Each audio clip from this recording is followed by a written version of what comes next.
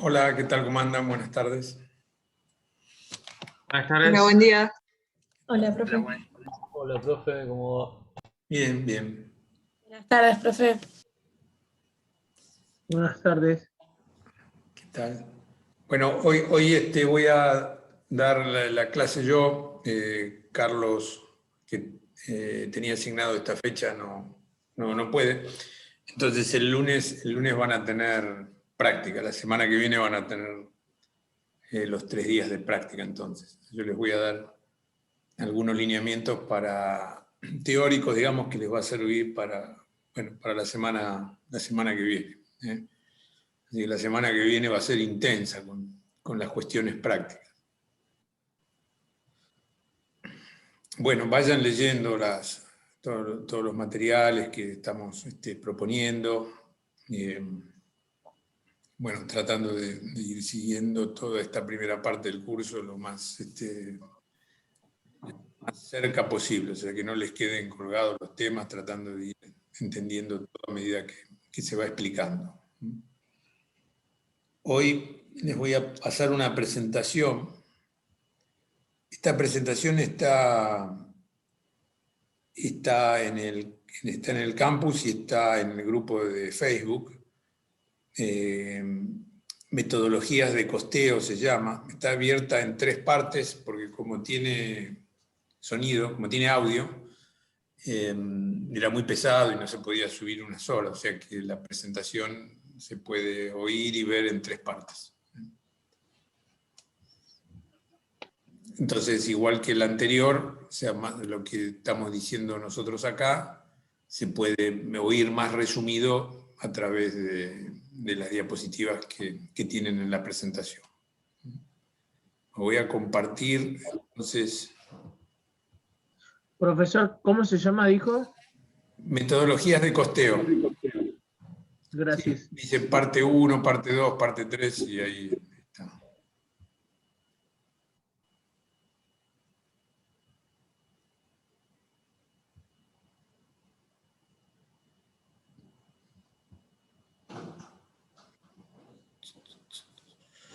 Bueno, la idea de esto es que nosotros nos vayamos metiendo en cómo son los sistemas de costeo. Nosotros, digamos, muy rápidamente estuvimos viendo distintos tipos de costos, distintas formas de clasificarlos, distinto comportamiento, ¿sí? que se reflejaba en algunas de estas clasificaciones. Y lo que nosotros vamos a ver acá es cómo podemos pensar los sistemas que utilizamos para costear, ¿sí? O sea, cómo manejamos interrelacionados todos estos costos a través de un sistema que genera información, ¿sí? Se alimenta con distintos datos relacionados, recuerden ustedes que dijimos, monetarios y físicos, cómo se vinculan esos datos y cómo generamos un sistema para que esos datos se transformen en información consistente y útil para lo que nosotros queremos. Hay muchos sistemas de costeo, ¿sí? Hay muchas metodologías. Nosotros lo que vamos a presentar son 3 dimensiones sobre cómo podemos ver a los sistemas de costeo. Serían como clasificaciones, pero no ya de los costos, sino de los sistemas, ¿sí? Las llamamos dimensiones, son 3 dimensiones, ¿sí? Que nos marcan algunas características, y nosotros podemos tener sistemas que combinan estas 3 dimensiones. Algunos aparecen con más frecuencia que otros, pero en definitiva todas las combinaciones posibles de estas 3 dimensiones podrían ser sistemas de costeo utilizables. Bueno, esta manera de ver el tema lo vamos a tener a través de 3 dimensiones. Una,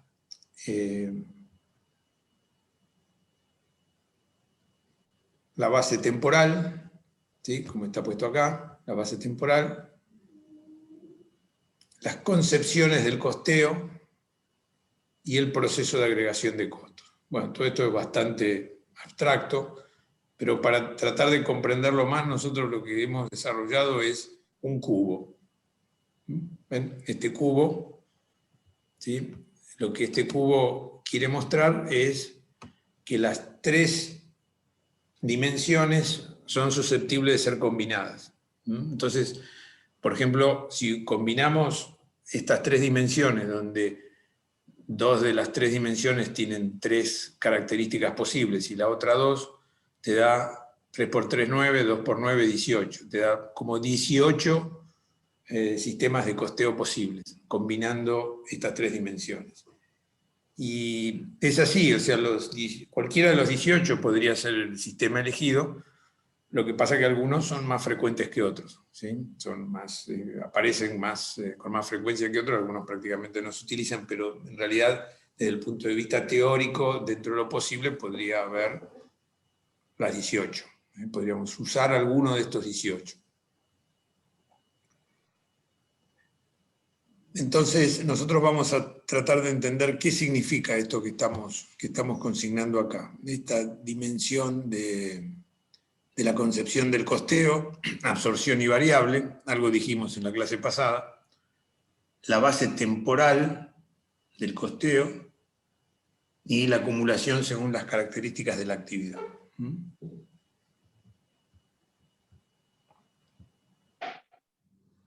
vamos a arrancar en esta dimensión, primero, la dimensión temporal, ¿sí?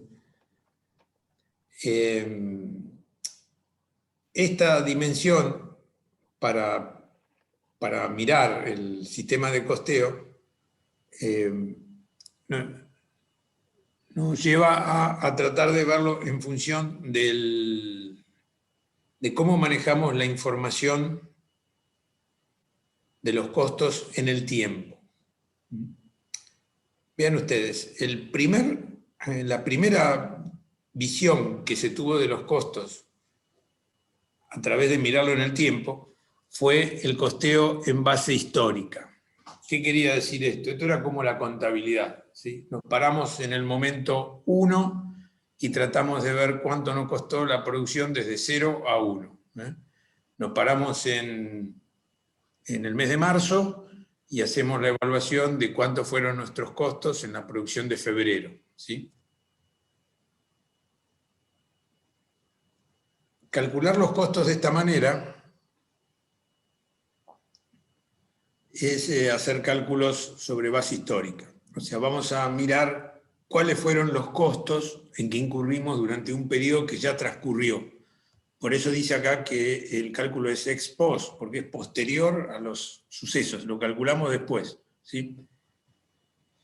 Y en este cálculo de costos, en este sistema de costeo en base histórica, en eso calcularlo después y mirar lo que ocurrió, vamos a tener sucesos que tuvieron impacto monetario, ¿sí? Lo que, por ejemplo, pagamos por los factores de la producción, físico, que será las cantidades que hemos utilizado de los distintos insumos y recursos disponibles, el nivel de actividad, o sea, la producción que hemos alcanzado durante el periodo que estamos midiendo, ¿sí? El periodo anterior que estamos midiendo. Y todo esto en la magnitud real, ¿sí? Cuando hablamos de real, lo que nosotros estamos diciendo es que no es proyectado, es lo que realmente ocurrió.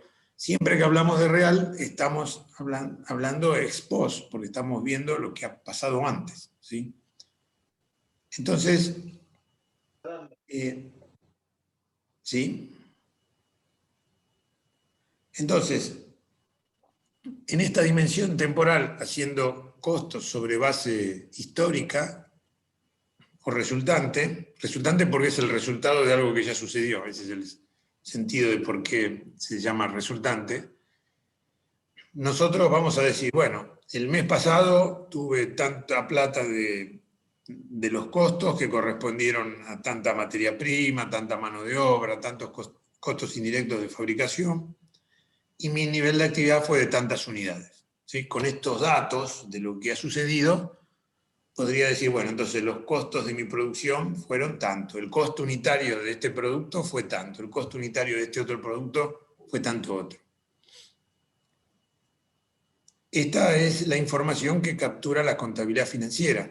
Recuerdan cuando en la clase pasada hablamos de, bueno, que en la contabilidad financiera medimos lo que pasó. Bueno, esto está midiendo lo que pasó. ¿Sí? La contabilidad financiera te muestra esto. Al menos la parte de los pesos. Por ahí no te va a mostrar la parte física o la parte del nivel de actividad, pero toda la parte de los pesos que ha ocurrido es lo que te muestra. Es la primera forma que se empezó a hacer. O sea, cuando empezaron a desarrollarse técnicas de costos, una de las primeras cuestiones fue decir, bueno, ¿y cuánto me costó lo que hice? ¿Cuánto me costó este producto que ya terminé? ¿Viste? Entonces te vas para atrás, o sea, haces un cálculo histórico de lo que te ha costado. Los primeros pasos que se dieron en materia de sistemas de costeo eran sobre base histórica.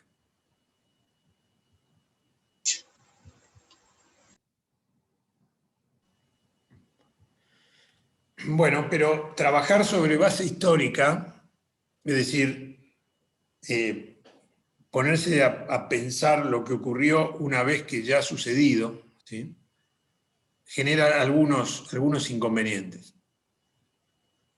Acá están señalados algunos inconvenientes, bueno, nos vamos a detener unos instantes a tratar de explicarlos y entenderlos. Una cuestión es que se podría hacer una información tardía para establecer precios. Porque yo supongamos que intento que mi precio sea los costos que incurrí más un margen, ¿sí? Bueno, tengo que esperar a ver cuántos van a ser esos costos incurridos para después fijar mis precios. Entonces ahí puedo tener dificultades para poder vender, dificultades para hacer cotizaciones, dificultades para poder manejarme en los mercados, porque, bueno, cuando me van a pedir el precio de algo, si no lo tengo terminado, con esta visión histórica, no podría estar dándole un precio, porque no sé el costo. Entonces, uno de los problemas que causa trabajar sobre base histórica resultante, real, ¿no? La forma de identificar esto es esta cuestión de que hay información tardía. Bueno, este tema, el segundo punto es el más importante, ¿no? Distorsiones en los costos unitarios y el valor de los bienes de cambio, porque se calculan en base real y sobre esa base real puede haber impacto de los cambios en el nivel de actividad. A ver si a alguno de ustedes se le ocurre qué puede querer decir esto que estamos escribiendo acá y suena un tanto hermético. Que puede haber consecuencias más allá de lo que puede prever la empresa, que en este caso sería como las desventajas que podría aportar el medio donde se vende. Como el ejemplo dice, variaciones en el nivel de actividad. Bueno, ¿y de qué manera impactarían esas variaciones en el nivel de actividad? Bueno, afectaría negativamente porque uno porque muchas veces un registro con un registro se puede basar un patrón o un tipo de medida que es predecible, pero en caso de un cambio brusco en el mercado no podría uno identificarlo para transferir ese tipo de inconveniente en el precio. Bien, bueno, pero vamos a enfocarnos, enfoquémonos en lo que hablamos el otro día de los costos fijos y los costos variables. ¿Qué habíamos dicho, por ejemplo, con respecto a los costos fijos?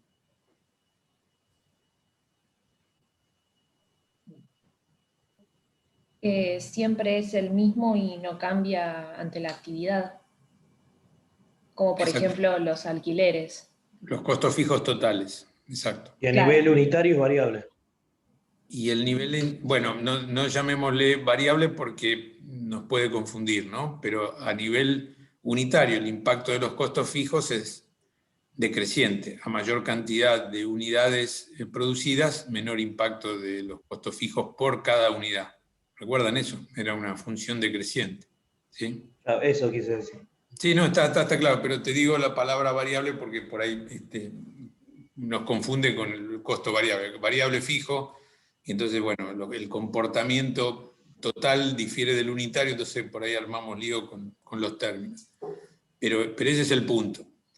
Si ustedes seguían, si uno seguía, ¿sí?, para calcular los costos por el nivel de actividad real, ¿sí?, o sea, considera, por ejemplo, todos los costos que ha tenido en febrero, ¿sí?, y los divide por la cantidad de unidades que fueron producidas en febrero, le va a dar un número.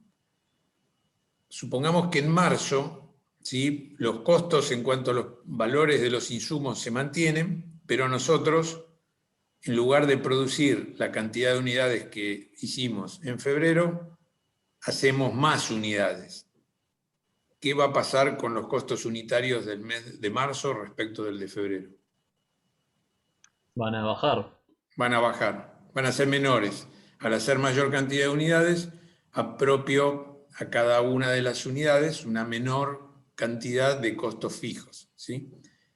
Y vean entonces cómo finalmente nuestros costos pueden ir cambiando de un mes al otro por un problema de cambio en el nivel de actividad, ¿sí? Porque después en mayo puede pasar lo contrario, ¿sí?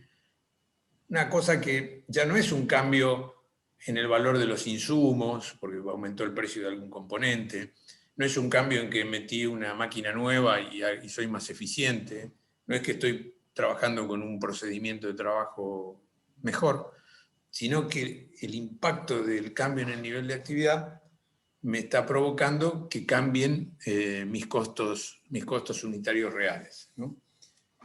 Esta es una distorsión bastante importante, porque en definitiva, ¿por qué mis precios, si yo fijo precios considerando costos más un plus, ¿por qué mis precios van a estar influidos por los cambios en el nivel de actividad? El cambio en el nivel de actividad es una cuestión que puede obedecer a distintas causas, pero no tendría por qué impactar en mis costos y en la fijación del nivel de precios. Y, sin embargo, con frecuencia hacemos eso. ¿Por qué? ¿Por qué con frecuencia nos provoca impacto? Porque nosotros siempre tratamos de cubrir todos los costos, ¿sí? Entonces, si nosotros hemos producido poco, pero igual hemos tenido determinados costos, como son los costos fijos, vamos a tratar de que esa poca producción genere un ingreso al venderla, o sea, le aumento el valor de costo, le aumento el precio para generar un ingreso que me permita cubrir todos los costos y no perder, ¿sí? Puedo hacer eso una vez. Voy a tener entonces que salir al mercado con un precio más alto, ¿sí?, porque tuve costos mayores. Ahora, ¿qué me puede pasar cuando salgo al mercado con un precio más alto? ¿Qué puede pasar? Pierdo Bajan. ante la competencia. Claro, estoy poco competitivo y vendo todavía menos, ¿sí? Si sigo con la lógica anterior, al vender menos, ¿sí?, tengo nivel de actividad menor. Entonces voy a tratar de que me va a dar, haciendo el cálculo en base real, costos mayores, ¿sí? O sea, todavía vendí menos, pero aumento más, me aumentan los costos reales porque vendí menos y voy a intentar volver al mercado todavía con un precio más alto. Y me va a volver a pasar lo mismo. Esto es lo que se llama espiral descendente de la demanda. Este fenómeno se llama espiral descendente de la demanda.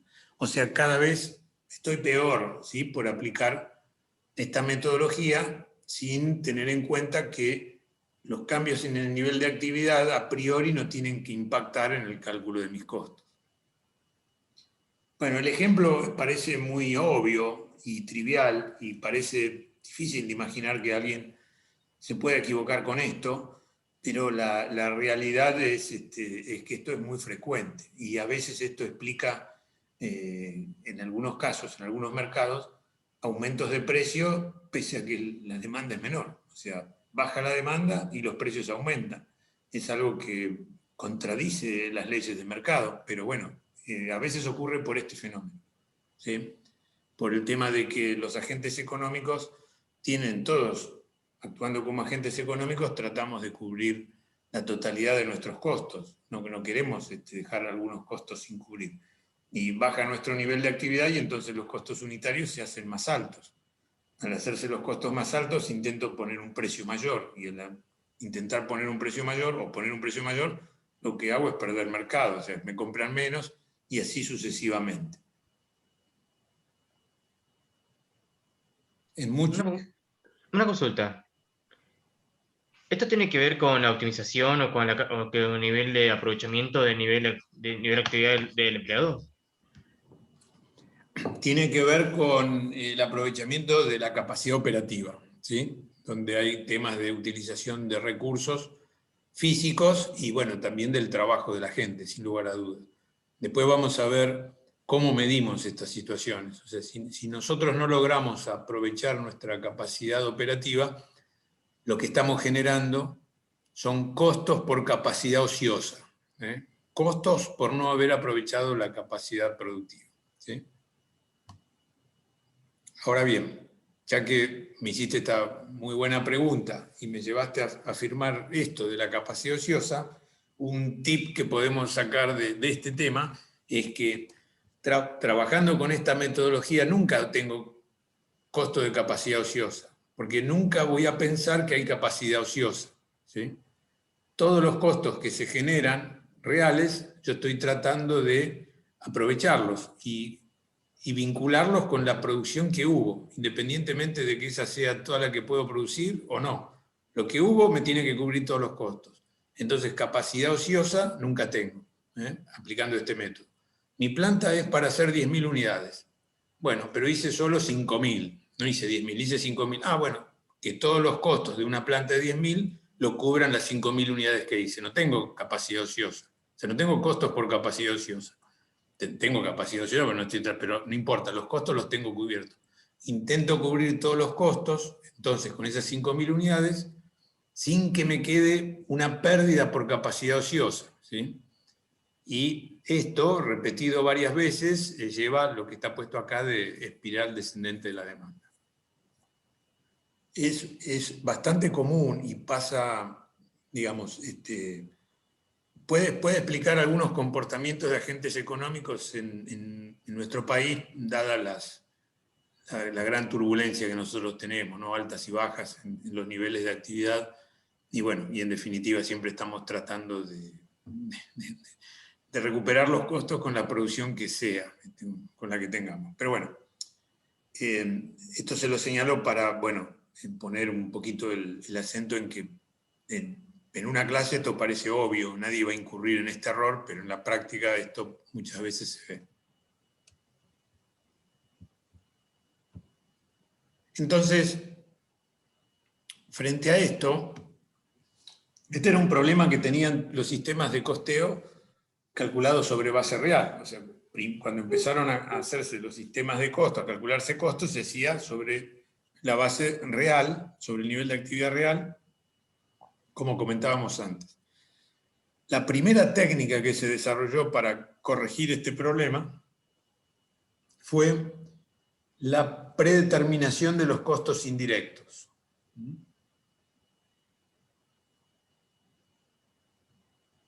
Predeterminación de los costos indirectos. Buscando que el impacto de los cambios en el nivel de actividad no lleguen, o sea, que los cambios en el nivel de actividad no impacten sobre los costos unitarios. O sea, que los cambios en el nivel de actividad no impacten sobre los costos unitarios. El problema que teníamos antes y dijimos, bueno, a ver, ¿cómo lo resolvemos? Bueno, lo resolvemos con esta técnica. Acá, cuando hacemos costos predeterminados, vamos a ver muchos problemas de esto. La materia prima y la mano de obra la dejamos por lo real, ¿sí? El trabajo que hacemos con esta técnica es movernos con los costos indirectos de las operaciones, ¿sí? Y los predeterminamos, ¿sí? Disculpe, ¿esto es una respuesta a la espiral descendiente? ¿O Exactamente. no, me perdí? Para corregir ese problema, la técnica que se desarrolló fue esta.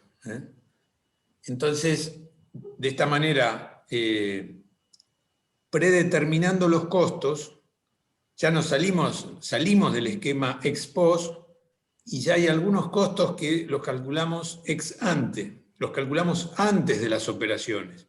O sea, nosotros hacemos una estimación previa de cuáles van a ser los costos y cuál va a ser el nivel de actividad que debemos alcanzar. Porque ese nivel de actividad es el que nos está indicando sobre qué cantidad de esa actividad nosotros tenemos que apropiar los costos indirectos. En esta metodología, materia prima y mano de obra queda real, pero calculo en forma previa los costos indirectos de las operaciones. Entonces así logro evitar el impacto en los costos unitarios de los cambios en el nivel de actividad. El problema que teníamos antes lo corregimos calculando en forma previa los costos indirectos y el nivel de actividad que preveo alcanzar en ese periodo. Lo digo antes. Entonces calculo los costos que tengo de esa forma, en ese escenario, y esos son los que tomo para estos costos indirectos. Corrijo el problema. Ahora, a ver si viene el ejemplo. Bueno, entonces, ¿qué ocurre? ¿Qué dificultades tiene qué ventajas y dificultades tiene esto, ¿no? O sea, una ventaja la vimos, ¿no? Que corrige ese impacto de los cambios en el nivel de actividad. Al tener segregado el cálculo de este segmento de los costos, de las variaciones en el nivel de actividad, puedo calcular las pérdidas que me ocasiona la capacidad ociosa, ¿sí? Lo que le decía antes, bueno, puedo calcular la pérdida que provoca que en lugar de hacer 10.000 unidades hice 5.000. Supongamos en la amortización, ¿sí? Si yo tengo una planta para hacer 10.000 unidades y hago 5.000, no tienen por qué tener esas 5.000 el doble de cargo de amortización, ¿sí? Van a tener solamente lo que le corresponde, pero me va a quedar la mitad de la amortización sin relacionar con los productos. ¿Ven un ejemplo recontra sencillo para entender el concepto, ¿sí? Entonces, tengo 100.000 pesos de amortizaciones para repartir en 1.000 unidades, ¿sí? Le toca 100 a cada una, ¿sí? Pero yo hago 500 unidades, ¿sí? Entonces, con costos predeterminados, esas 500 unidades me van a cubrir 50.000 de los 100.000 de las amortizaciones, ¿sí? Porque yo no hago real, sino hago predeterminado. La amortización fue igual 100.000, los productos, la producción alcanzada, el nivel de actividad alcanzado me cubren 50.000 solo, porque no llegué a hacer las 1.000 unidades, hice solo 500. Entonces la diferencia es capacidad ociosa.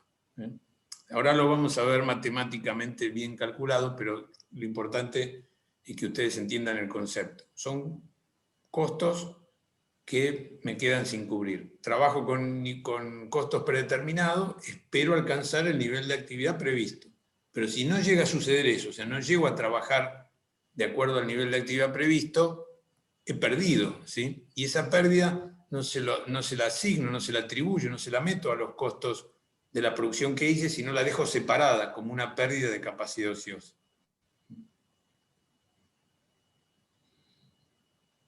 Bueno, acá le puse que, obviamente, si aplicamos esta metodología de costeo predeterminado, logramos evitar que los inventarios carguen con costos originados en la capacidad ociosa. ¿El inventario qué es? Es la producción que hice, pero todavía no la vendí, ¿sí? Entonces no le pongo capacidad ociosa, ¿sí? Quedan con los costos operativos que le corresponden por el sistema predeterminado. Bueno, las normas contables dicen que uno no debería activar capacidad ociosa porque la capacidad ociosa hay que considerarla una pérdida, o sea, no es un activo producir poco, ¿sí? Sino es una pérdida. Pero bueno, siempre está acá la dificultad de cuál es el nivel de actividad considerado.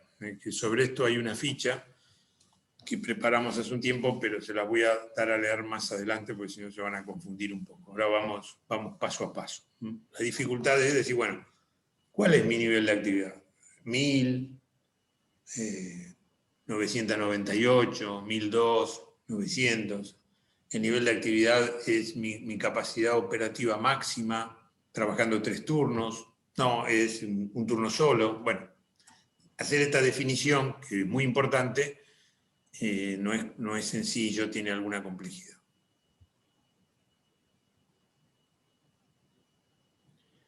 Y acá hay un ejemplo.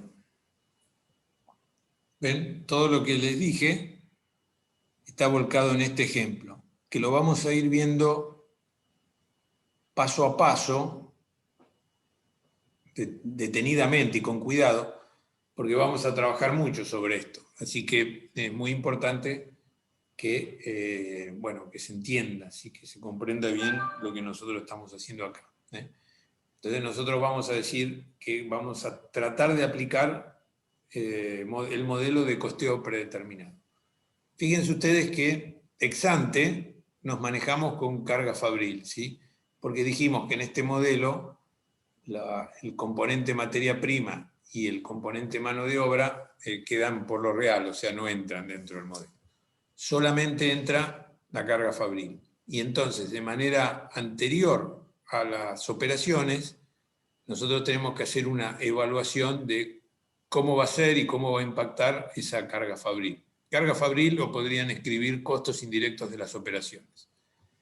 Bueno, yo voy a hacer de estos ítems que hay acá, amortizaciones, seguros, etcétera, todo lo que nosotros metemos como costos indirectos, voy a hacer, lo voy a abrir en variable y fijo, ¿sí? Algunos son variables y otros son fijos. Observen ustedes que en el ejemplo, variable es 30.000 y fijo es 300.000, es 10 veces más. Esto frecuentemente es así, por lo que dijimos el primer día, ¿no? Que en general el tema de los costos indirectos es que son predominantemente fijos, ¿sí? Entonces tenemos 300.000 en este ejemplo, presupuestados, tenemos 300.000 fijos y 30.000 variables. Y un nivel de actividad previsto para el cálculo de 15.000 unidades. Acá otra anotación al margen. La medición del nivel de actividad solo en algunos casos puede ser por cantidad de unidades, pero en muchísimos otros casos yo no puedo medir mi nivel de actividad o mi capacidad operativa por unidades, porque supongan el caso de que hago productos diferentes. No lo puedo hacer.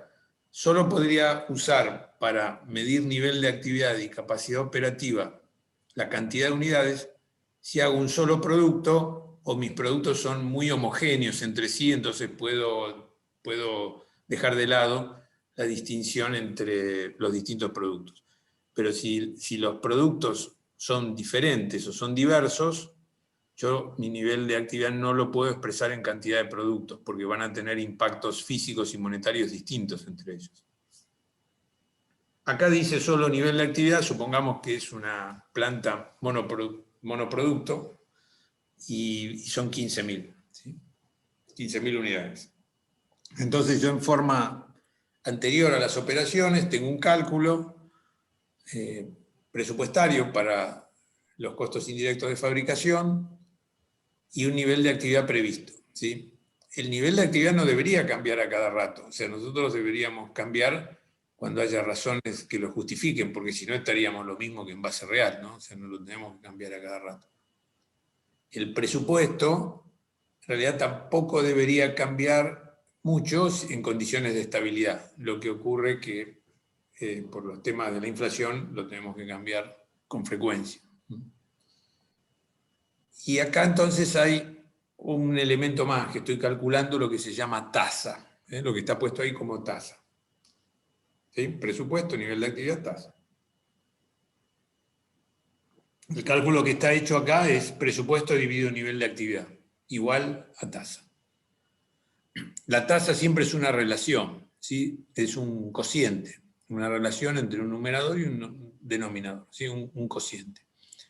Acá lo que esto quiere decir, esta tasa que he definido, que la voy a llamar tasa de aplicación de los costos indirectos variables por un lado, esa es 2, y fijos por el otro 20, ¿sí? Esas son las dos tasas que he calculado, y es el cociente entre presupuesto y nivel de actividad. la tasa muestra una relación donde con frecuencia lo que hay es en el numerador un valor monetario y en el denominador un valor físico. No quiere decir que siempre sea así, pero normalmente es así.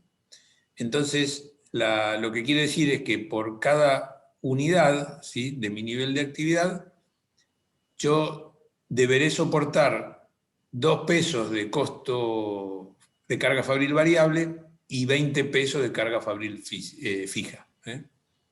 Es lo que da. ¿Sí? Al dividir por nivel de actividad te está dando, bueno, cuánto impacta cada uno de los costos por unidad. ¿Sí? 2 y 20. Bien, esto es un cálculo que hago previo, ¿sí? Es una determinación que tengo realizada de manera previa antes de hacer las operaciones, incluso puede prolongarse en el tiempo, varios meses, si no hay cambios en los precios. Pero después veo lo que me pasa en el mes, ¿sí? Entonces viene la aplicación, ¿sí? Entonces la aplicación, ¿qué es? Bueno, yo tengo la tasa para aplicar y la voy a aplicar. ¿Y en qué medida la voy a aplicar? Bueno, la voy a aplicar en la medida del nivel de actividad real, ¿sí? Porque yo he calculado esa tasa para la producción que voy a tener hacia adelante, ¿sí? Entonces, si la producción hacia adelante, como en este caso es de 12.000, yo habré aplicado mi tasa sobre las 12.000 unidades que se han producido, ¿sí? Entonces, ¿qué habrá pasado entonces en la aplicación? Bueno, 12.000 unidades por la tasa de 2 me da que he aplicado 24.000 pesos de carga fabril variable. 20 pesos de tasa de carga fabril fija aplicado sobre las 12.000 unidades producidas me da que he aplicado 240.000 de carga fabril fija. En consecuencia,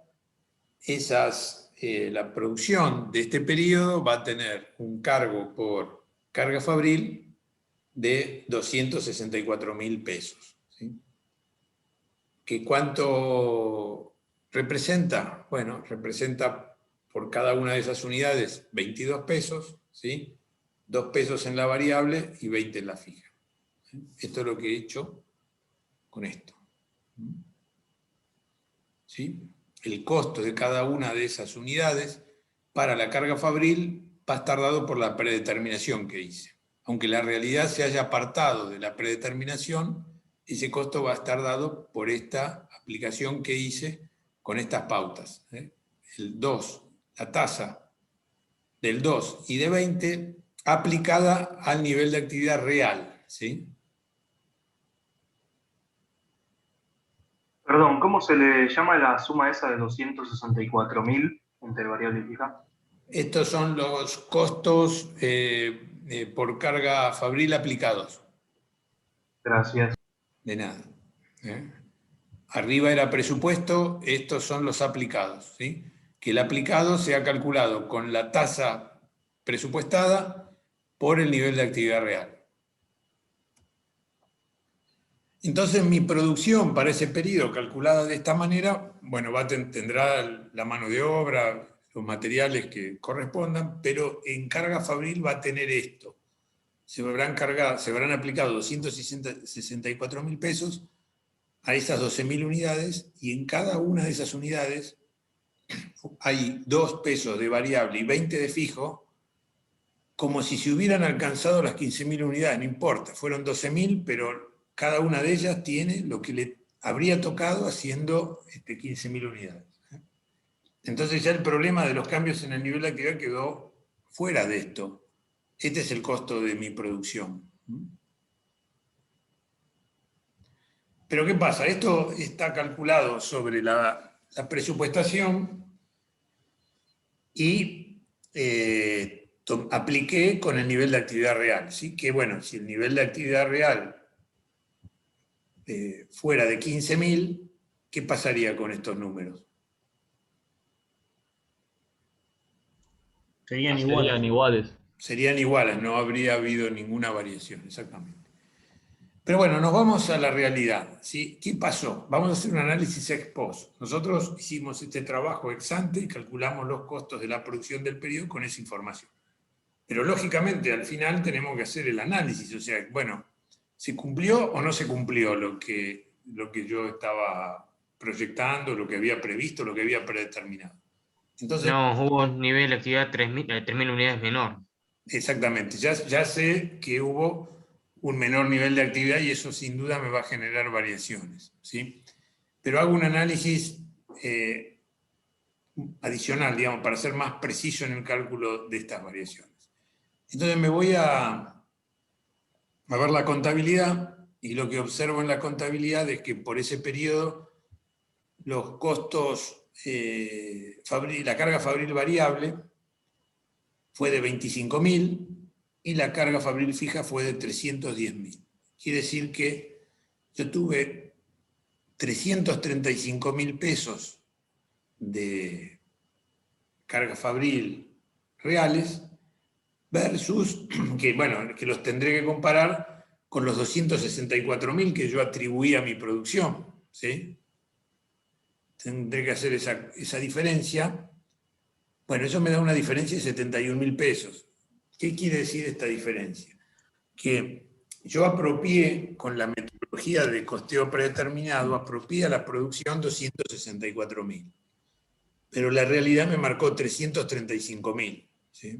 O sea, Igual no entiendo de dónde salieron el 335. Sé que de la suma de 25 más 310, pero ¿dónde salieron esos dos valores? 25 son y datos 310. reales, van a salir de la contabilidad. Está puesto como dato. Ok. O sea, acá Es una vez pasado un periodo de producción. exactamente, al final del mes, sí, estábamos diciendo que esto lo usamos para febrero.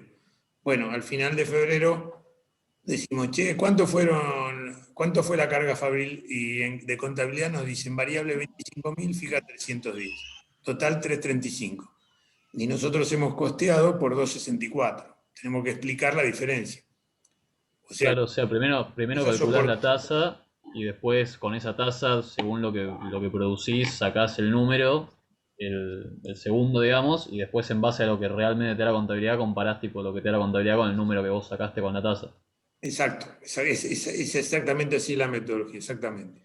Porque Pero el nivel de actividad cuando sacás el 12.000 es porque ya pasaste el periodo, ya sabés que hiciste 12.000. Esa parte no exacto. entiendo. Por eso lo comparo. ¿Eso no es lo real? El nivel de actividad es el real, 12.000, claro. Sí, sí. ¿Y por qué entonces el real después es el 335? Eso me pierdo. No, porque 12.000 es el nivel de actividad, ¿sí? Es una medida física, son las unidades de producción. 335.000 son los pesos. Lo que te... Sí, eso lo entiendo, pero yo entendí que los 264 era lo que en verdad pasó y yo lo que tenía que comparar era el 264 con el 330 del comienzo. No. No, porque puede Lo que pasa, haber variaciones. Ahora vas a ver por qué no. 330 es lo que se o sea, pero puede haber variaciones de dos tipos, no solamente por cambios en el nivel de actividad, sino también por problemas presupuestarios. O sea, si no hubiera problemas presupuestarios, se podría hacer el análisis que vos decís, comparar el nivel de, o sea, comparar la aplicación versus el presupuesto. Pero nosotros tenemos también variaciones de otro tipo, ¿viste? No solamente problemas en el cálculo del nivel de actividad, sino podemos tener problemas en las estimaciones presupuestarias. Fíjense ustedes, acá nosotros le podemos pifiar en esto y en esto, no solamente en esto, en las dos cosas. Bueno, ves, diciéndome eso ya me respondiste la pregunta, ahora entiendo entonces dónde salió el 335. Perfecto. Bueno, entonces el 335 es la realidad, ¿viste? Porque trabajé menos, porque le pifié en los precios, bueno, es la realidad. Pero además, profe, o sea, siempre que si el nivel de actividad real termina siendo menor al que con el que vos sacaste la tasa, casi siempre los costos fijos van a ser mayores, porque si vos tenés unos costos fijos, se supone que son fijos, pueden variar un poquito capaz, pero si vos producís menos, como que terminan, o sea, vos le atribuís el costo fijo a las unidades que produciste, pero te sobra un montón de costos fijos. Exacto, sí, sí. Bueno, es capacidad ociosa, exactamente. Ahora vamos a ver lo que sí, cómo lo calculamos técnicamente, o sea, para calcularlo bien desde el punto de vista técnico. Y Profe, una pregunta, perdón, sí, en la parte de análisis de variaciones, el nivel real, que dice variable 24.000, fija 300.000. El 300.000 sería de lo presupuestado, ¿saldría? acá, Sí. bueno, ahora vamos a meternos en este cuadro. Ahora te lo explico. Ah, ok. Profe, perdón, ¿y el 335.000 tiene algún nombre en particular ese número? Así como los ceros eran costos por cada fabril presupuestados y aplicados. Serían los reales, ¿no? Son los reales. Ujú. Son los reales. Perfecto, gracias. De nada. Bueno, entonces acá resulta que a esta altura tenemos lo presupuestado, lo ex ante, lo aplicado sobre la base de las estimaciones presupuestarias, que son estos, los 264, y tenemos la realidad, lo que fue la realidad, ex post, los 335.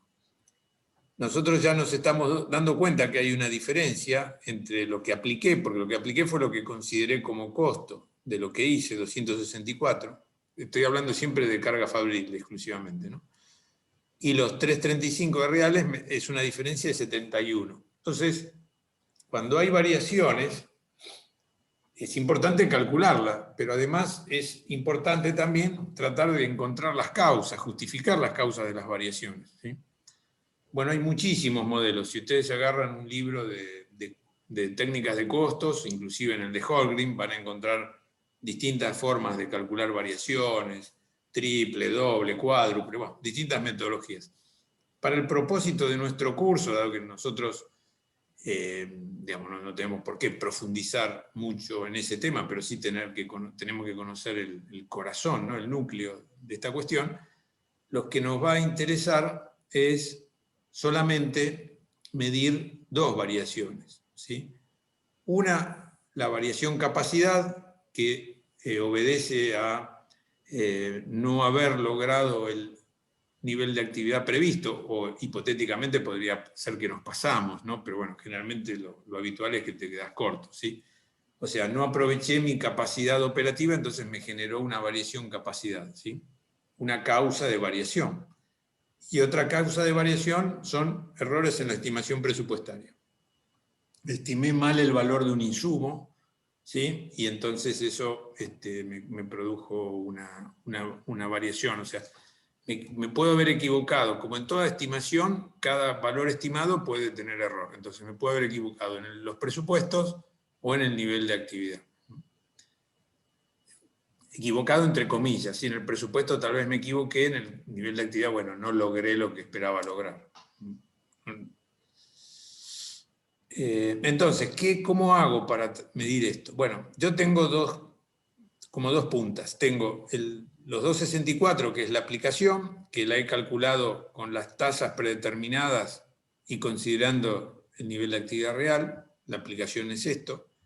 Y los reales, los costos reales, que es lo que me dice la contabilidad que tuve de costos durante el periodo, esta columna. Entonces, yo lo que hago ahora, para tratar de encontrar una metodología para separar estas variaciones, es plantearme lo siguiente. Voy a ajustar mi presupuesto, ¿sí? El presupuesto inicial, lo voy a ajustar al nivel de actividad real, ¿sí? Voy a hacer esto mismo, pero en lugar de poner acá 15.000, voy a poner 12.000, que es mi nivel de actividad real. Y si yo hago eso, ¿sí? Pongo 12.000 en lugar de 15.000, lo que va a pasar es que, con respecto al variable, el componente unitario, la tasa unitaria, no tiene por qué cambiar, ¿sí? Por lo que veíamos en la otra clase. La tasa unitaria del costo variable no cambia, ¿sí? El costo variable visto desde la unidad es siempre el mismo, ¿sí? Entonces haré 2 por 12.000. 2 por 12.000, 24.000. ¿Sí? Y con respecto a lo fijo, lo que digo es, bueno, la cantidad de unidades puede cambiar, ¿sí? Pero el total no va a cambiar. Así que mantengo los 300.000, porque justamente son costos fijos.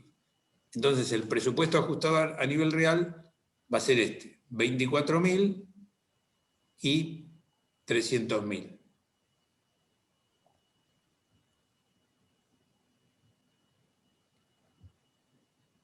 Bueno, la diferencia entonces, después, entre presupuesto ajustado a nivel real y aplicación, ¿sí?, es la variación capacidad.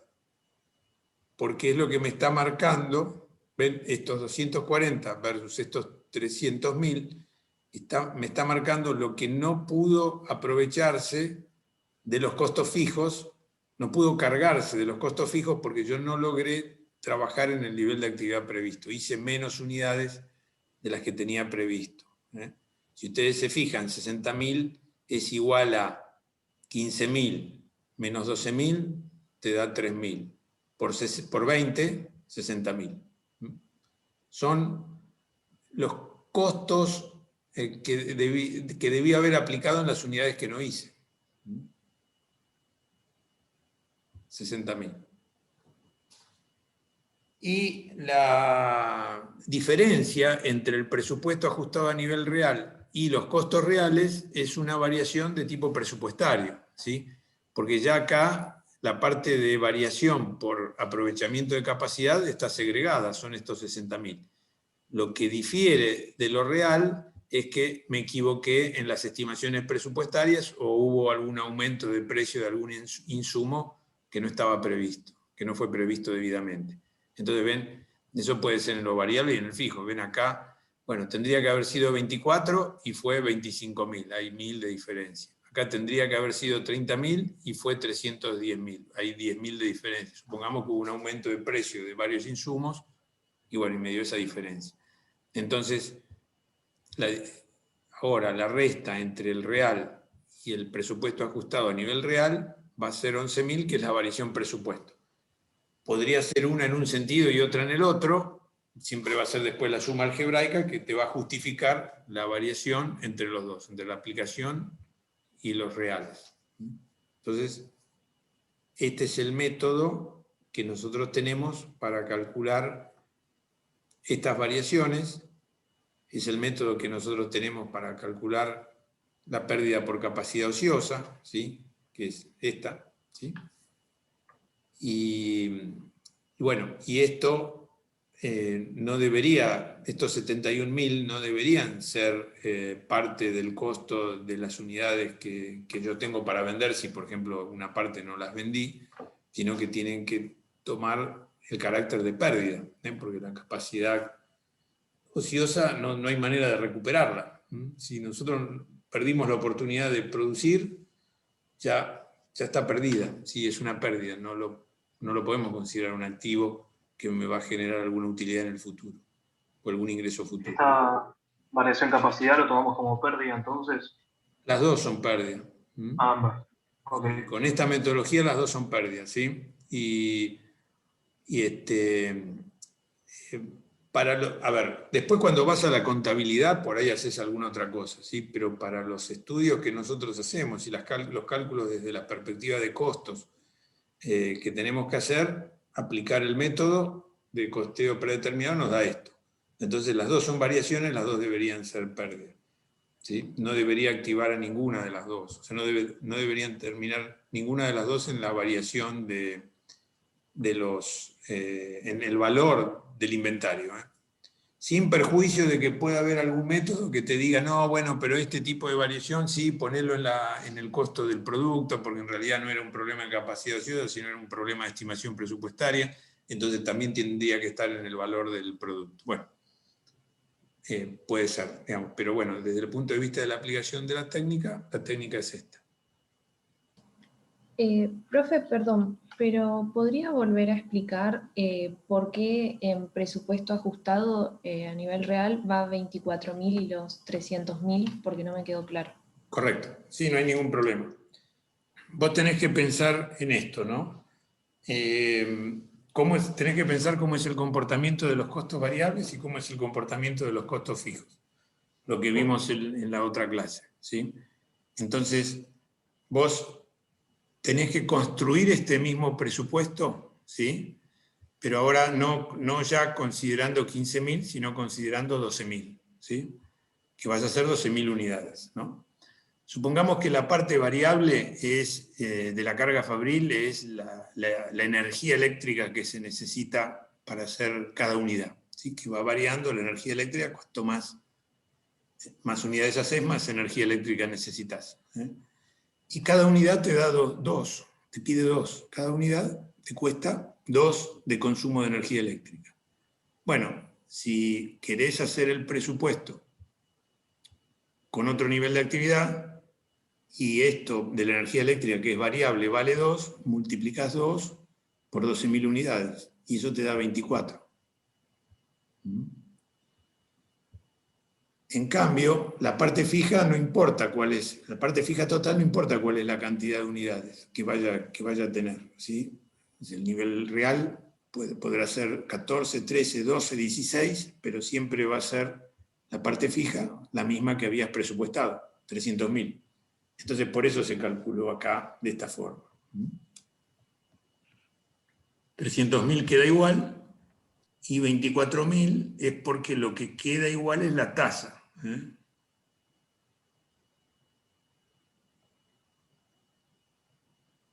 La tasa, Perfecto. para decirlo de otra manera, sería como el precio, ¿sí?, previsto, presupuestado de la carga fabril variable, ¿sí? Entonces, como el precio no lo quiero cambiar, lo único que cambia es el nivel de actividad, agarro ese precio y lo multiplico por la cantidad de unidades. Claro, ahora ya entendí. No, Alejandro, no había perdón. llegado a anotar. Gracias. Alejandro, perdón, pasándolo en limpio. Vos primero tenés el ex ante, ¿no? Entonces vos tenés la carga fabril y vos ahí ya haces una presuposición con ese presupuesto con 30.000 del variable y 300 del fijo y determinás un posible nivel de actividad de 15.000 unidades. Y con eso determinás las dos tasas, la del variable y el fijo, ¿sí? Ahora, cuando vas a la aplicación, este sería el nivel de actividad real, que es lo que realmente se hizo, y vos calculás no, te da que fueron 12.000 unidades. Por lo tanto, utilizás la tasa que habías calculado como presupuesto y te dan los 24 y los 240, que queda 264. ¿Sí? Sí. Luego tenés una medición que es de lo que te sale de la contabilidad, que te determina que gastaste en el variable 25 y en la fija 310, que son 335. Correcto.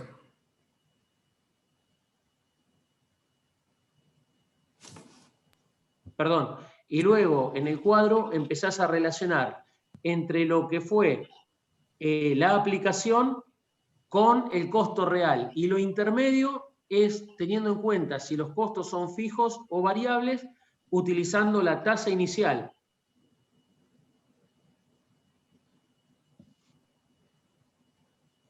¿Sí? Claro, el medio sería reconstruir el presupuesto, ¿sí? Rearmar esto cambiando solo el nivel de actividad. O sea, suponete que sobre esta base lo único que haces es cambiar el nivel de actividad. Todas las demás pautas lo dejaste igual. Los pesos los dejás igual, ¿sí? Ok. Al armar el presupuesto, un nuevo presupuesto, lo único que cambias es el nivel de actividad. Lo que vas a tener es que para la parte variable usás la tasa, porque este es el precio, el costo, digamos, variable por la carga fabril de cada unidad. ¿Sí? Viste, acá si uno va a hacer una estimación presupuestaria, ¿sí?, y dice, bueno, ¿qué parte es variable? Cuando haces la parte variable, lo que me dice es lo que te vale para cada insumo ese tipo de costos, porque es lo variable. Lo fijo me dice el total, que después se divide por la cantidad de unidades. Entonces, acá vas a mirar 2, ¿sí?, que es el costo para cada unidad presupuestado por carga fabril variable, ¿sí? Entonces, 2, que es para cada unidad, la multiplicás por las nuevas unidades que estás presupuestando, que en este caso lo haces coincidir con lo que fue lo real porque te interesa hacer esa comparación. ¿Viste? Esto es una construcción también que se hace con el propósito de obtener la información que se busca, ¿sí? Como es rehacer el presupuesto, ¿sí?, cambiando solo la actividad. Entonces, como cambiando solo la actividad, en lo único que te va a cambiar es en el variable total, ese es el efecto que produce. Porque lo único que cambiamos es el variable total. Porque el unitario lo tenemos, 2, ¿sí? Y ahora lo multiplicamos por 12.000 y nos da 24.000. Y 300.000 es el costo total fijo. ¿Esto qué quiere decir? Si nosotros hubiéramos hecho ex ante el presupuesto poniendo 12.000 en lugar de 15.000, habríamos llegado a este resultado, a 24 y 300.000. Profe, una Sí. duda, ¿por qué en el presupuesto ajustado te queda 300.000 de fijos si el costo real te está mostrando que fueron 310? Bueno, justamente porque lo que se busca con esto es solamente, o sea, mantener todos los demás factores igual y solamente cambiar el nivel de actividad. Porque si vos le metés 310, le agregás la variación presupuestaria, ¿sí? en el componente fijo. Y yo lo que quiero es hacer un análisis donde quede bien separado lo que es un problema de estimación presupuestaria de lo que es un problema de aprovechamiento de la capacidad. Es decir, si vos este recálculo ponés, como vos decís, 310, ¿sí? Ya lo que estás cambiando respecto de la estimación inicial es el nivel de actividad y la estimación de la carga fabril fija, ¿sí? Y no queremos hacer eso, solo queremos mostrar el presupuesto que se habría obtenido manteniendo todas las pautas de presupuestación, excepto el nivel de actividad, cambiando solo el nivel de actividad. Ah, ok, por más que eso no muestre la realidad, que Por ahí más sí que, la realidad te exacto, muestra, no, claro. no. Ah, bien. Lo único que cambio, mantengo ceteris paribus, como se dice en economía, lo único que cambio es el nivel de actividad. Todo lo demás lo mantengo igual, ¿sí? Por eso se obtiene esto. Si la tasa unitaria te va a ser igual porque ese es el comportamiento de lo variable, no hay ningún impacto de estimación presupuestaria. Y el total del fijo se va a mantener igual porque no hay ningún impacto de variación presupuestaria. La variación presupuestaria va a ser después comparar este presupuesto ajustado a nivel real versus los reales, donde sí ahí las diferencias van a ser porque, bueno, no fueron estimados con precisión o exactitud los costos presupuestados, ¿no? Pero ya Claro, no hay bien. nivel de actividad. El problema del nivel de actividad quedó entre esta y esta columna.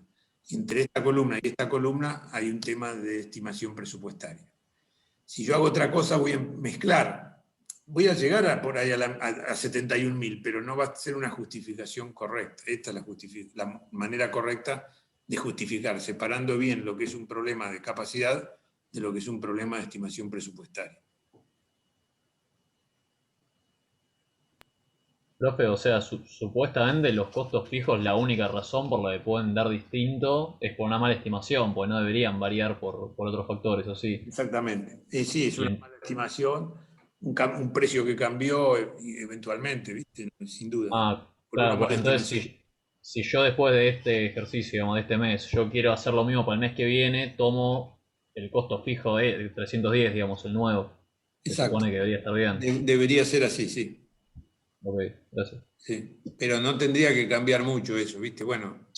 Claro, además eso, como que supuestamente no debería variar mucho, No. tipo, o sea, 300 a 310, pero no es que te puede ser 500 de la nada, sería muy raro. No, claro, no debería suceder eso, si no hay un problema que hay, bueno. Claro, está muy mal estimado. Sí, sí.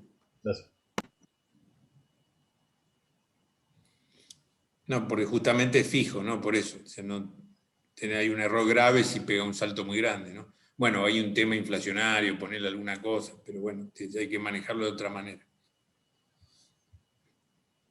Bueno, entonces esto es el corazón del cálculo de las variaciones y el sentido de hacer costos predeterminados. Entonces, ¿qué he logrado con costos predeterminados? He logrado que los costos que le puse a la producción, que es esto, la aplicación, fueron dados, segregados del impacto de los cambios en el nivel de actividad.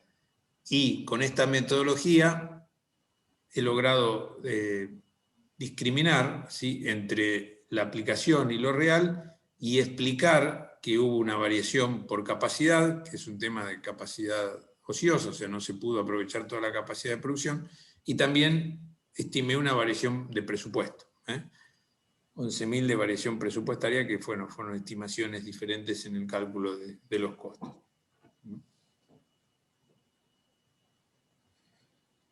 Bueno, esto es importante tenerlo claro, ¿sí? Y ya les digo, ustedes si se van a los libros van a encontrar muchos cálculos, muchas cuentas, muchos métodos, pero el corazón es este, para costos predeterminados. Profe, disculpe, solo para terminar de cerrar bien la idea, a ver si entendí bien. O sea, lo que hace esto es que esos 71.000 que te dan de pérdida, los pone como pérdida, en lugar de agarrarlos y distribuirlos entre las unidades, digamos, y que te aumente el precio unitario. O sea, sería eso lo que está haciendo con esta. Sí, Okay. Si se vendieron todas las unidades, vos podrías decir que ya están dentro de los resultados negativos. Pero suponete el hipotético caso de que no se vendió ninguna, ¿sí? Te las tendrías en stock. Entonces, si no haces esta cuenta, vos estarías valuando de más tus unidades producidas por esos 71.000 pesos. Ok, perfecto, gracias.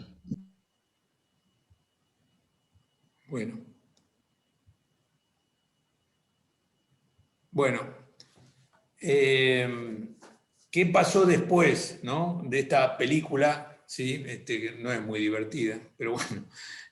Lo que vino después es, bueno, se dijo, si nosotros estamos calculando en forma previa los costos indirectos de las operaciones, podríamos calcular los demás componentes del costo, ¿sí? O sea, por ejemplo, no solamente calcular en forma previa los costos indirectos, sino también las materias primas y el trabajo, como está puesto acá. Y también se dijo, bueno, pero si nosotros estamos estimando también temas de pesos, hagamos estimaciones de componentes físicos, de cantidades de materiales, cantidades de materia prima, cantidad de horas de trabajo, ¿sí? Hagamos estimaciones también de los componentes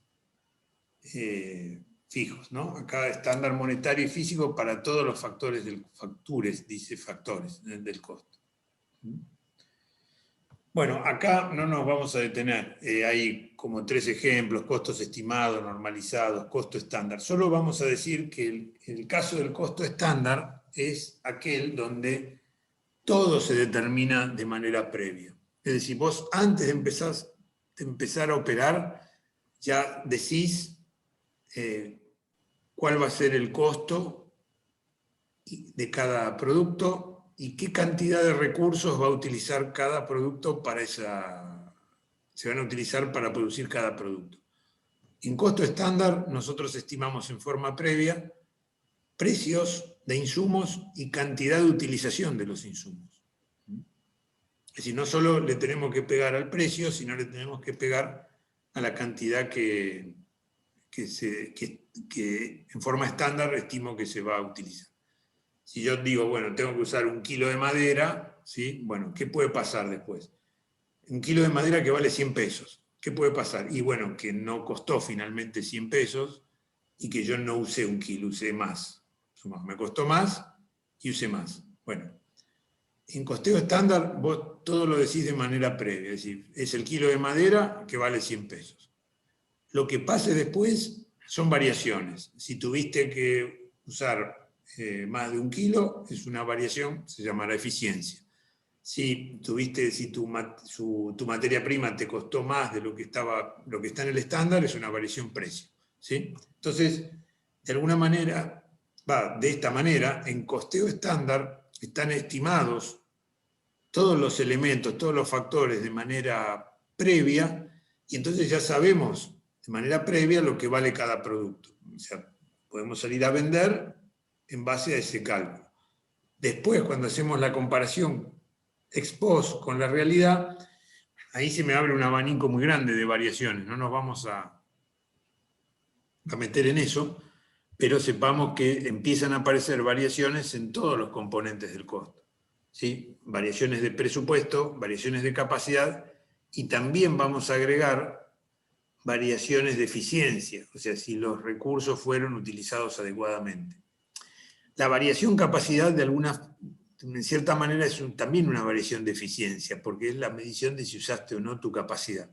Pero en estas mediciones de eficiencia estamos considerando también utilización de los recursos, no solo de la capacidad en su conjunto para los costos indirectos, sino utilización de los recursos en materia prima o en mano de obra.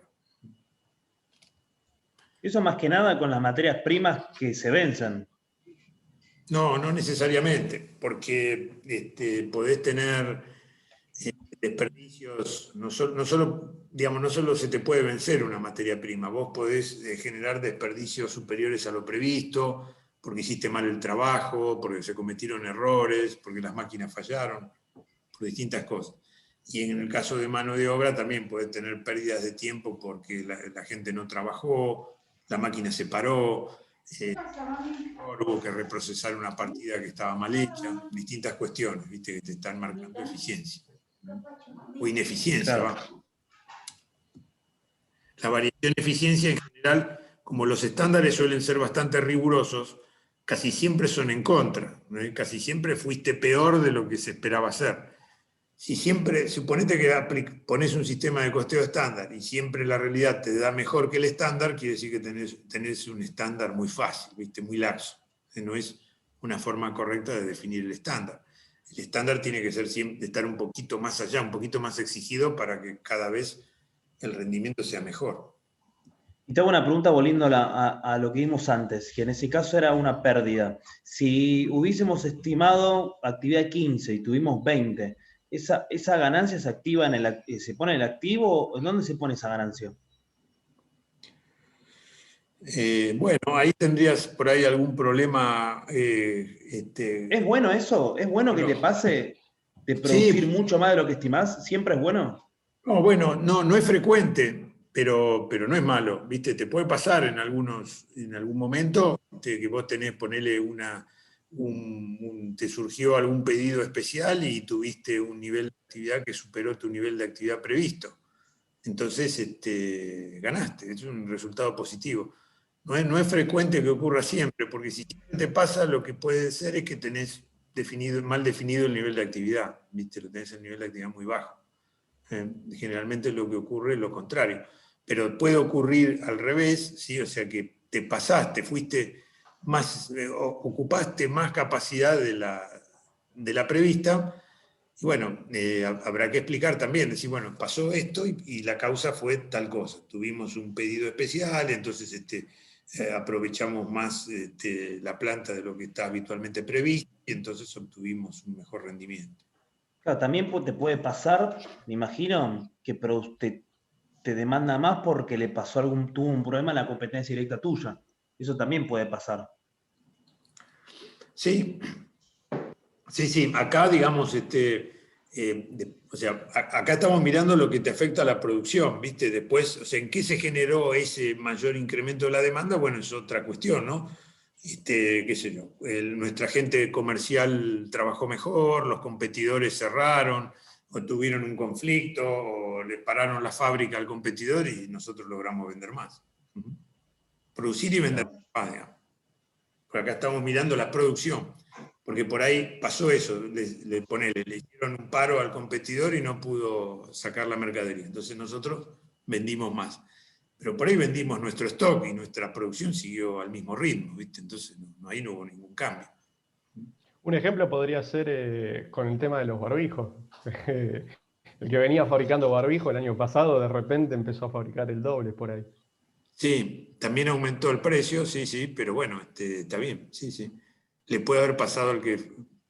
Piensen ustedes igual que cuando hay un salto importante, todo esto puede tener un ajuste que se entienda que debe ser permanente, ¿no? O sea, el nivel de actividad está dado, como decíamos, la definición del nivel de actividad es bastante complicada y a veces está dado por la capacidad, siempre tiene relación con la capacidad operativa, pero definir esto, capacidad operativa y nivel de actividad, digamos, tiene alguna consideración, porque vos podés definir tu capacidad operativa trabajando un solo turno, o sea, considerando que tu planta funciona, no sé, 8 horas por día, o ponerle 10 horas por día.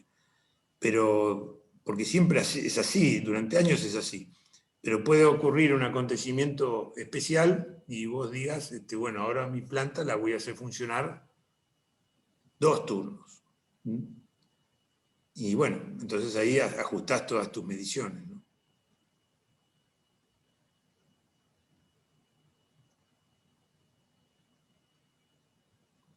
¿De acuerdo? Eso siempre que lo mantengas en el tiempo, por una buena cantidad de tiempo, ¿no? Exacto. No Claro. por una variación esporádica, por una demanda puntual. Exactamente, esa sería la idea, porque si en definitiva vos lo vas ajustando por cualquier cambio que se te produce, terminas en lo real, ¿viste? Entonces tiene que ser algo que tenga un impacto suficiente y que se espere que sea prolongado.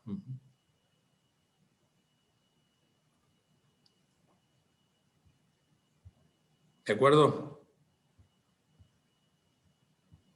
Bueno. No, me fui para atrás, ¿no?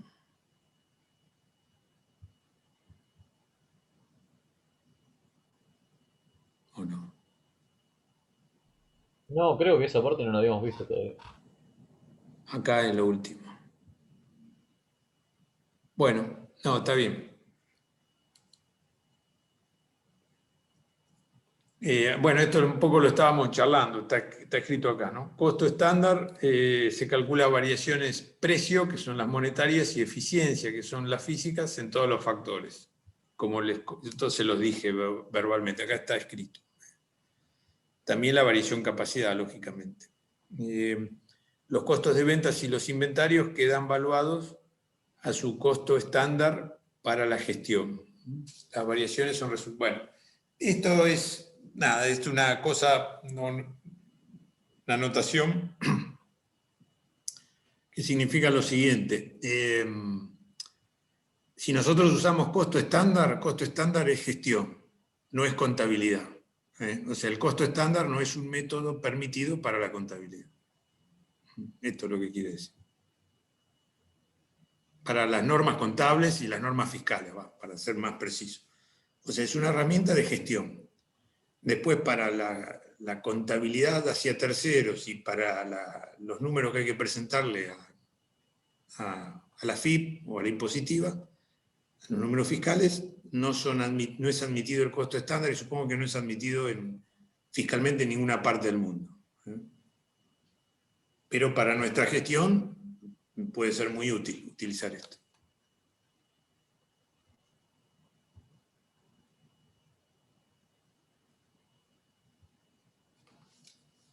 Bueno, esto no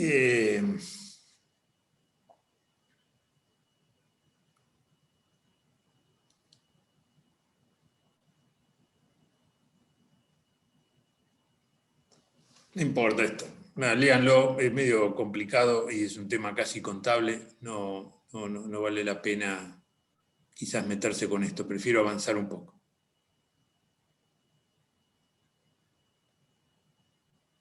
Acá en este cuadro, ven, tienen puesto la base desde la perspectiva temporal, ¿no? Real, predeterminado, normalizado. Este no lo vimos, es una variante, digamos, del predeterminado y estándar. ¿Y en qué momento se determinan los factores? El monetario, el físico y el nivel de actividad. ¿Y qué medición de desvío se hace? ¿Ven? En real, todo es a posteriori, entonces no hay ninguna medición de desvío. En predeterminados, que es donde más nos estuvimos concentrando, digamos, y que más lo vamos a usar en nuestro curso, ven, tienen post, materia prima y mano de obra ante costos indirectos. El físico es post, ¿sí? Porque en realidad acá no... Acá habría un detalle. Físico apunta al empleo de los recursos, de los insumos. Bueno, esto se calcula a posteriori. Y el nivel de actividad sí es anterior. ¿Ven? Bueno, ¿qué variaciones medimos? Presupuesto y capacidad. Esta es una variante, bueno, no vale la pena detenerse mucho, mide eficiencia y capacidad. Y el estándar ven es todo anterior. Y los desvíos son en precio es valor de los insumos. Eficiencia es utilización de los insumos, ¿sí? Y capacidad es aprovechamiento de la capacidad operativa. En estándar mediríamos toda la gama de posibles desviaciones.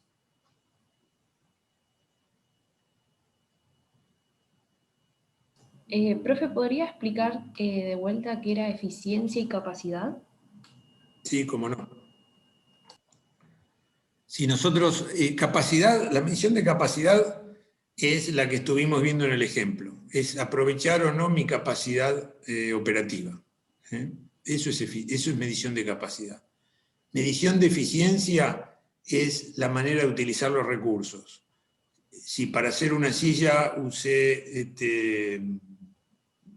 1 metro cuadrado de madera o usé 1,2 metros cuadrados de madera. Si para fabricar el reloj tuve trabajando un operario 3 horas o lo tuve trabajando 3 horas y 20. Esas son cuestiones de eficiencia. Alejandro, una consulta. Con respecto a capacidad, ¿es siempre por unidades sería la máxima cantidad de unidades que puede hacer en un lapso de tiempo? No, recuerden lo que les acabo. Hoy estas clases son maratónicas y volvamos al principio. ¿Viste? Yo cuando arrancamos les comenté que en el ejemplo era más fácil, como era muy sencillo, tomábamos el nivel de actividad en unidades de producto. Pero esto solamente puede hacerse si hago un solo producto, o hipotéticamente mis productos son muy parecidos entre sí. Si hago varios productos, yo no puedo medir el nivel de actividad en cantidad de productos. Tengo que buscar otra medida, ¿sí? Después vamos a ver qué otras medidas hay. Son medidas físicas de aprovechamiento de las instalaciones o de trabajo de mi personal, ¿sí? Generalmente son u horas hombre u horas máquina, según lo que predomine. Entonces, si yo tomo esa como medida de capacidad, ¿sí? O de nivel de actividad, ya no importa que haga distintos productos, ¿sí? Porque, por ejemplo, mi medida de capacidad es las horas de trabajo de la gente, ¿sí? Tengo 10.000 horas de trabajo de las personas, ¿no? Bueno, después tendré una unidad que toma 4 horas de trabajo, otra toma 1. No tengo problema, porque la medida de capacidad no la estoy dando en unidades, sino estoy dando en una medida física que sirve para toda la producción que tengo en el sector o en la planta. Claro, por eso yo me quedaba pensando de capacidades siempre con unidades físicas, no puedes usar monetaria con ello. Bueno, el punto ese, no. En algún caso hay alguna gente que lo mide en plata, pero no es lo común. Lo correcto es, lo habitual y digamos lo correcto, lo preferible es en unidades físicas, sin duda. Sí. Ok, gracias. Intuitivamente te lleva a eso, ¿viste? Cuando uno dice, bueno, ¿qué capacidad de producción tengo? Y uno no dice, no, tengo la capacidad de producir $1 millón.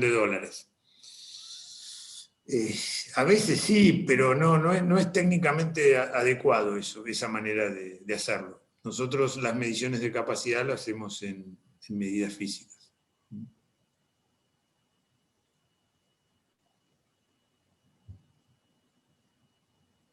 ¿De acuerdo? Sí. Bueno, a ver si seguimos un poco más o ya están agotados. Sin respuesta. Bueno, vamos a decir algo sobre esto. Y ahí, por lo menos, creo que quedan pocas filminas, así que igual después las escucho. Recuerden el cubo, ¿sí? El cubo teníamos 3 dimensiones. Bueno, ahora vamos a ver otra dimensión que es la de absorción o variable. Acá hay un ejemplo, que el ejemplo después al final se los dejo a ustedes. Yo les explico la introducción y ya estamos cansados, ustedes después ven el ejemplo. y lo van a ver aparte mucho en la práctica, ¿no? Bueno, recuerden el cubo, teníamos por un lado absorción y el otro decía variable. Entonces hay costeo por absorción. Disculpen que tengo prendido el celular, lo voy a apagar.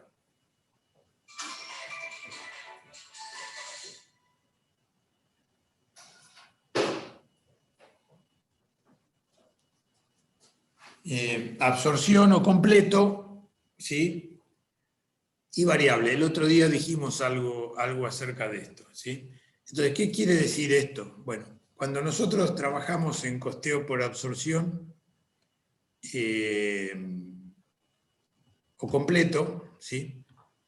Para los 3 factores del costo los vamos a considerar, ¿sí? en el método, independientemente de si sean variables o fijos. O dicho de otra manera, vamos a considerar en absorción la materia prima, la mano de obra, ¿sí? Y los costos indirectos, tanto fijos como variables. No vamos a hacer ninguna segregación de ellos, vamos a tomarlos a los 3, ¿sí? Aunque para otro análisis podamos separarlos, bueno, para el costo de la producción o de los servicios, vamos a incluir los 3 factores. Para el costo de los 3 factores vamos a incluirlos con independencia de si sean variable o fijo. O sea, en el costo de la producción va a haber materia prima casi siempre es variable, pero bueno, mano de obra fija y variable y costos indirectos fijos y variables. Independientemente entonces, dentro del componente del costo, de cuál sea su comportamiento ante los cambios en nivel de actividad. Meto los dos, variables y fijos. En cambio, en costeo variable, me va a preocupar mucho segregar lo variable de lo fijo, independientemente de que ponerle sea mano de obra, porque en materia prima hay poco, no va a haber costeo fijo, ¿no? Independientemente de que sea mano de obra o sea costos indirectos, ¿sí? Entonces, en variable, el propósito principal está separar lo fijo de lo variable. Inclusive, ahora creo que lo vamos a ver en el ejemplo, en costeo variable voy a buscar costos variables para separarlos, ¿sí? Pero no solamente en los costos de producción, como está puesto acá, costos de productos o servicios, sino voy a buscar también costos variables en las otras funciones del costo. O sea, voy a buscar costos variables en el área comercial, en la función comercial, voy a buscar costos variables en la función de administración, suele haber pocos, ¿sí?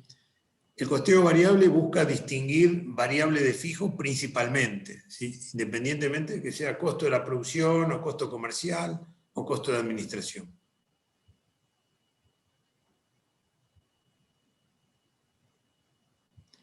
Bueno, el costeo variable se desarrolla... Perdón, profesor, esto es...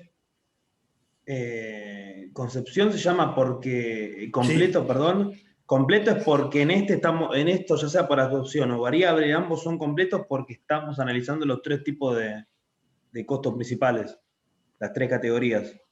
Sí, las 3 categorías y con su componente variable y su componente fijo, exactamente. Claro, todo. Sí. Ok.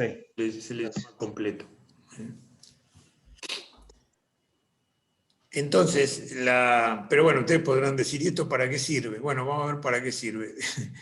El costeo variable apareció hacia los años 50 aproximadamente.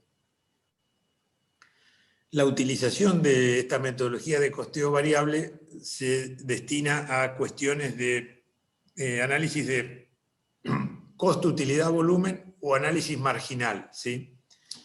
Análisis marginal lo pueden ver un poquito o pensar a la luz de la economía, ¿no? Los análisis marginales en economía. El concepto de marginal que vemos acá tiene relación con el concepto de marginal de la economía, ¿eh? Y Y bueno, en esa época se desarrolló porque se utilizó mucho y se utiliza para temas de toma de decisiones, y el desarrollo de los conceptos de teoría de la decisión fueron por esa época. Entonces, en esa época también, desde la perspectiva de costos, se desarrolló la metodología del costeo variable. Hasta ese momento venía utilizándose costeo por absorción o costeo completo, ¿sí? Y no costeo variable. Entonces empezamos a usar mucho costeo variable en esa época. Lo usamos para hacer análisis costo-utilidad-volumen, que ustedes me van a decir, ¿qué es esto? Bueno, después vamos a ver qué es esto. Y les agrego acá, no es una norma contable aceptada, ni es aceptado fiscalmente. O sea, ustedes no podrían usar costeo variable para hacer el balance de publicación o para presentar las declaraciones de impuestos. No está admitido. Creo que el otro día hablamos algo de esto. O sea, este tema de la contabilidad y lo fiscal tiene que ser por absorción y no por variable. El variable lo usamos internamente para hacer toma de decisiones o para hacer análisis de costo-utilidad-volumen. Bueno, y acá está, creo, lo principal, ¿sí? Y por ahí vemos esto y capaz que interrumpimos después. ¿Recuerdan ustedes el otro día que mostramos cómo es un estado de resultados, ¿sí? Y les dije que lo que estábamos viendo era un estado de resultados armado con la metodología de costeo por absorción, que difería del costeo variable. Bueno, acá está la diferencia. Estamos tratando de presentar acá la diferencia, ¿no? Entonces vean ustedes cómo está armado uno y otro. Costeo por absorción. Bueno, va a haber ventas. Esto va a coincidir con el costeo variable. De la venta vamos a restar el costo de ventas, donde nosotros vamos a incluir costos de producción. Costos de producción serían costos de las operaciones, ¿no? Para decir, porque por ahí estamos en servicios, entonces sería costo de los servicios. Costo de la producción o costo de los servicios, sean ellos variables y fijos. Acá lo que importa es que tengan relación con la actividad que hacemos, con la producción, se relación estrecha con la producción y los servicios. Y la diferencia de ambos es el resultado bruto. Es la clasificación por función que estábamos viendo el otro día y la forma en que armamos los balances de publicación. A los resultados brutos le restamos los costos comerciales, le restamos costos de administración y otros costos, tanto variables como fijos. Llegamos a un resultado antiimpuestos, restamos impuestos a las ganancias, resultado final. ¿Qué pasa en costeo variable? Bueno, en la segunda línea nosotros ponemos todos los costos variables, no solo los relacionados con la producción, ¿sí? Todos los costos variables. O sea, acá ponemos los costos variables que hay en los costos de nuestros productos, pero también vamos a poner los costos variables que puede haber en el sector comercial. Generalmente lo que hay es, lo más habitual, comisiones de ventas. Entonces dicen, bueno, los costos comerciales que nosotros tenemos son lo que le pagamos a nuestra fuerza de ventas, propia o tercerizada. Bueno, habrá un componente fijo que pagamos, por ejemplo, el sueldo fijo que le damos a nuestros vendedores, y una parte variable que es comisión, ¿sí? Entonces, bueno, esas comisiones, ¿sí? En costeo por absorción van a ser costos comerciales, siempre van a estar ahí, fijo variable. En costeo variable tengo que sacar lo variable de allí y ponerlo acá arriba, ponerlo con todos los demás variables. Acá van todos los demás variables, que ya les digo, por las características que tienen los costos, son costos de los productos, la parte variable, y generalmente también los costos comerciales variables, porque suele haber bastante de costo de comercialización variable. Administración tiende a ser fijo. Y esto apunta a que nosotros calculemos la contribución marginal. Un concepto muy importante que lo vamos a ver mucho a lo largo del curso. La contribución marginal es la diferencia entre ventas y todos los costos variables, no solo los de producción, todos los costos variables. Eso me da la contribución marginal total. Si quiero medirlo de manera unitaria, será precio de venta unitario menos costo variable unitario, todos los costos variables unitarios, igual a contribución marginal unitaria. Y después de allí restamos todos los costos fijos. Los costos fijos de la producción, de las operaciones, o sea, lo que en absorción mandábamos a valor del producto, acá lo consideramos siempre resultado de este periodo. Entonces todos los costos fijos, de operaciones, comerciales, administración, etc. Resultado antes de impuestos, impuesto a la ganancia, resultado final, ¿no? Esto es como se arma uno y otro. Esta pregunta difícil, y más difícil porque estamos cansados, ¿sí? Pero yo les pregunto a ver si alguien descubre o encuentra la solución. ¿Puede dar igual? ¿Siempre es igual? ¿Nunca es igual? ¿Qué pueden decir al respecto? Este resultado final, ¿en qué casos puede ser distinto? ¿En qué situaciones puede ser igual entre un método y otro método?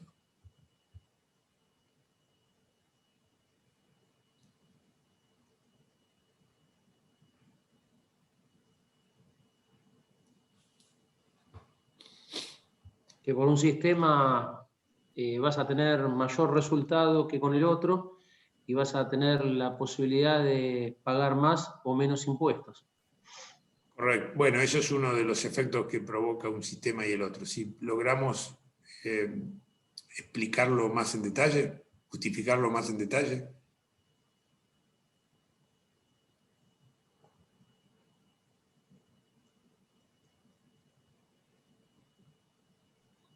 Uy, perdón. Bueno, acá está la explicación. Me fui para atrás y... Perdón, me fui para adelante y apareció la explicación. No se rompan la cabeza. Mirá, esto da igual, ¿sí? Si no hay stock. Si el inventario inicial es 0 y el inventario final es 0, no da lo mismo, uno y otro. La diferencia se produce porque acá, en absorción, nosotros podemos dejar costos indirectos fijos, ¿sí? En el valor de los stocks. ¿Ven? Nosotros acá ponemos restamos costos de ventas de las mercaderías vendidas, tanto variables como fijos, ¿sí? Pero puede haber alguna mercadería que no vendí, ¿sí? Entonces esa mercadería que no vendí está en mi activo, ¿sí? No es resultado, está en mi activo. Y va a tener componente variable y va a tener componente fijo, ¿sí? En ese valor asignado a ese activo. En cambio, en variable, esa parte fija, ¿sí? Que yo estoy activando en los stocks porque no la vendí, nunca se activa, siempre es resultado. O sea, todos los costos fijos son siempre resultados, no pueden quedar en el activo. Entonces ahí está la generación de la diferencia. Si mis inventarios aumentan, parte de estos costos fijos van a estar en el inventario. O sea, en la absorción voy a tener que produje una cierta cantidad, una parte la vendí, la que me quedó, bueno, va a estar valuada con costos variables y con costos fijos. En cambio, en costeo variable, como yo digo que solo asigno lo variable y lo fijo siempre va cargado a resultados, esa parte de costo fijo que hay en el valor de la producción que no se vendió va a estar acá como resultado, ¿sí? Entonces, ahí va a haber una diferencia. Cuando los stocks aumentan, ¿sí? El resultado es mejor en costeo por absorción, porque el inventario está más valorizado. Resultados Alejandro, Perdón. una consulta. Sí. Justamente con respecto con lo de decir, si no hay stock, no hay unidades, ¿el costo fijo sigue estando? Perdón, si no hay unidades. Si no tenés stock en ese lapso, en ese periodo no tuviste aumento de stock, ¿el costo fijo sigue estando? Sí, claro, Porque lo que quiere decir es que yo vendí todo lo que produje, ¿viste? Yo no me quedo sin stock, o sea, hice 1000 unidades, ¿sí? Y no, igual me refería como dijiste al principio, empezaste con 0 stock. Está bien, empecé con 0 stock, produje 1000 unidades y las vendí y me quedé con 0 al final. Y en el caso de que no se haya producido nada, que no, en todo el periodo nunca aumentó tu stock. Si no hay producción... Claro, sí. No, bueno, si no hay producción es todo pérdida y la pérdida son los costos fijos de la empresa, digamos. En cualquiera de los dos métodos es lo mismo. Entrarían los dos tipos de costeo. Sí, el caso extremo, o sea, si está cerrado, ¿sí? Ponele, si está cerrado es lo mismo, ¿viste? Uno u otro, porque todos los costos fijos que tenés estando cerrado son pérdida del periodo, en cualquiera de los dos. Ah, ok, claro.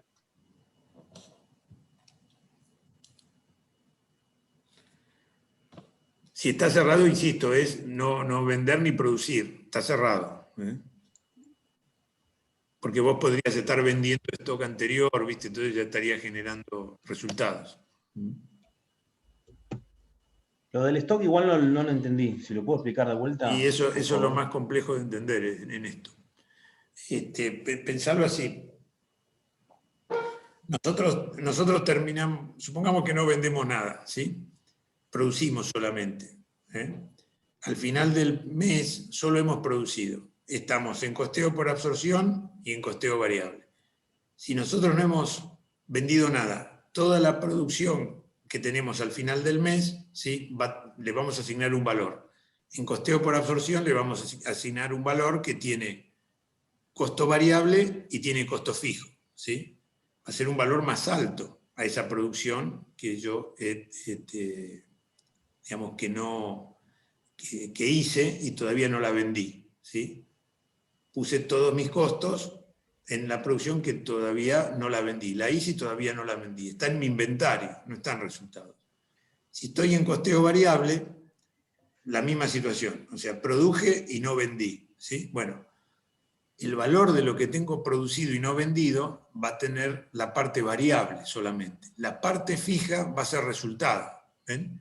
Entonces, extremando el razonamiento, en uno produje y no vendí, tengo resultado 0 porque todos los costos están en el valor de la producción. Suponiendo que no hay ni costo de administración ni de nada, ¿viste? Solo hay producción. Bueno, produje y no vendí, entonces todos los costos que soporté, variable y fijo, están en el valor de mi inventario, resultado 0. Pero si estoy en costeo variable no puedo hacer eso, porque yo tengo entonces que de esa parte, los costos variables de esa producción sí los puedo dejar como valor de mi activo, pero toda la parte fija no la puedo dejar en el activo, porque por el método la tengo que considerar que es costo del periodo. Entonces ahí perdí. Cuando la producción aumenta, ven acá, hice producción y no vendí nada, entonces aumenté la producción, tengo mejor resultado en costeo por absorción, porque en este caso es el resultado, ese caso extremo el resultado es 0, mientras que en costeo variable tengo una pérdida, ¿sí? Entonces es mejor absorción que variable. Ahora, al periodo siguiente, si pasa lo contrario, bueno, esta situación se revierte. Y una consulta. Vos dijiste que si eran iguales los stocks o daban lo mismo. En cambio, si tenés stock es mejor la absorción. Entonces, ¿cuándo es mejor la variable? Si aumentan los stocks. Si aumentan, claro. ¿Y cuándo sería mejor la variable entonces? Cuando disminuyen. El periodo que disminuye.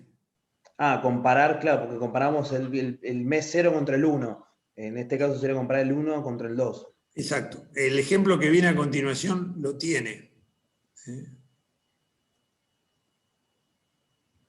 Estoy tratando de entenderlo a poquito porque no es Sí, fácil. no, léanlo, miren. Ya son 9 menos 10. Propongo lo siguiente. Incluso esto no es... por ahí ni siquiera lo van a usar mucho en las próximas clases, por ahí recién el jueves. vayan madurándolo tranquilos, oyendo la presentación, tratando de entender lo que está escrito.